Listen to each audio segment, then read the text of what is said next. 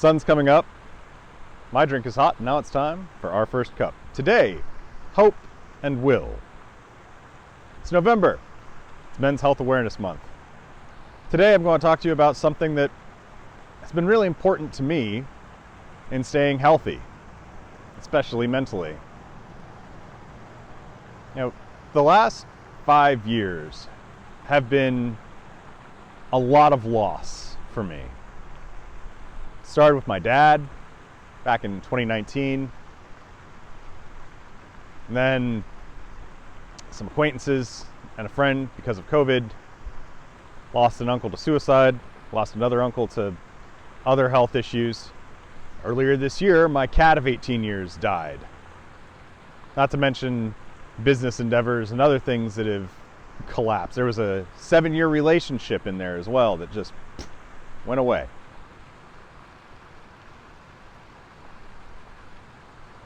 There's so much loss that it's hard to recount it all in a coherent and cohesive manner, if I'm being totally honest. But how does one get through that? Or how did I get through that? Well, 2 things: hope and will.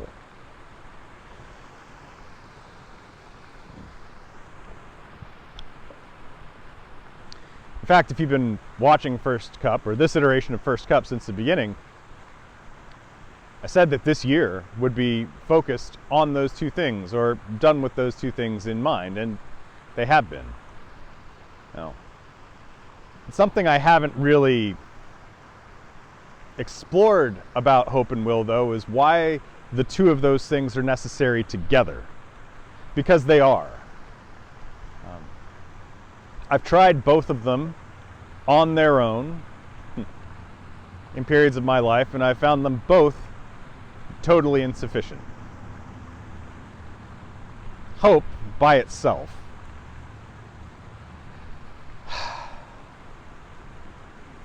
Hope by itself is kind of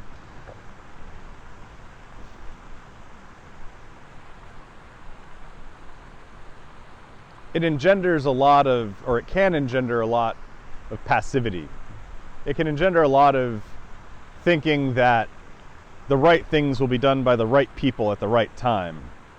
And, though they can be, the right things and the right people in the right time are usually more a function of who you are and what you're doing than a function of other people.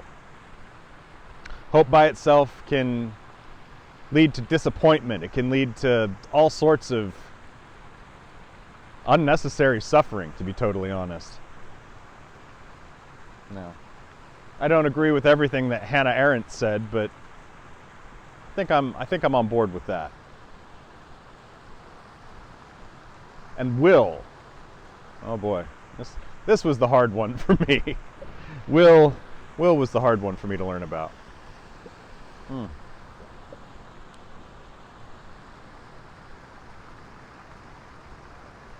Yeah, because will took me very far in life. Got me through a lot of hardships as a kid, got me into, graduate school, despite everything else that was going on.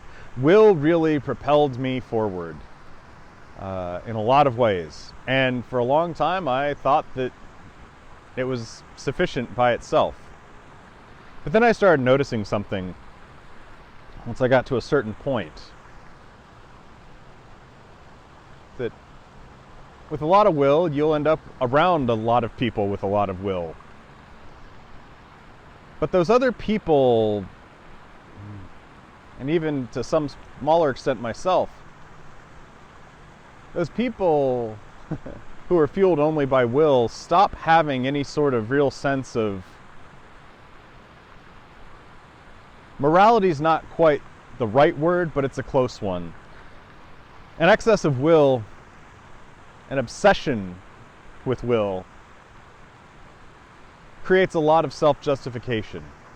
It creates a lot of separation. It creates a lot of alienation. And this too is suffering that doesn't need to exist. not at all.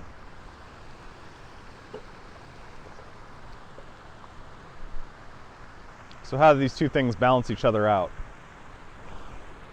Well, fundamentally, hope and will balance out the most fatal flaws of the other. You know? If you have will backing your hope, you can be doing the right thing at the right time. You'll realize that you are the right person. And if your will is backing your hope, when you do things, when you're more willing to be active in the ways that you can, you'll find other people who are working on the same thing. That will attracts will thing. And when your will is backed by hope, in fact, when it's led by hope, it can be something beautiful. It can be something that brings people together instead of sets you apart in a way that makes it feel impossible to be a part of anything bigger. Hope is a fuel that can really orient people towards not only what could be better, but what is best. And that's the kind of thing that you want to be putting your will behind. Something that's understood more broadly to be an enrichment of people, an enrichment of the world, an enrichment of the self.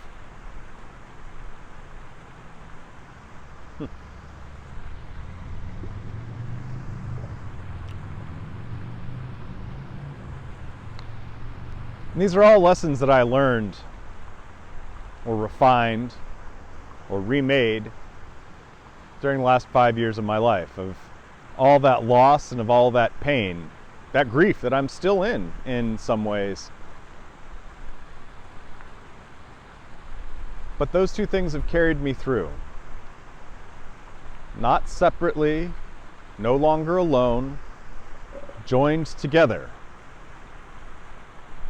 Hope and will.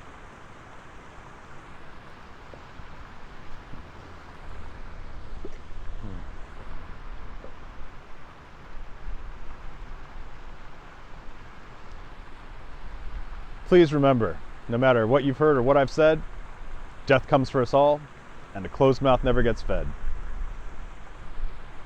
I'll have more to say about hope and will sometime, but until then, take care of yourselves. We'll speak again soon.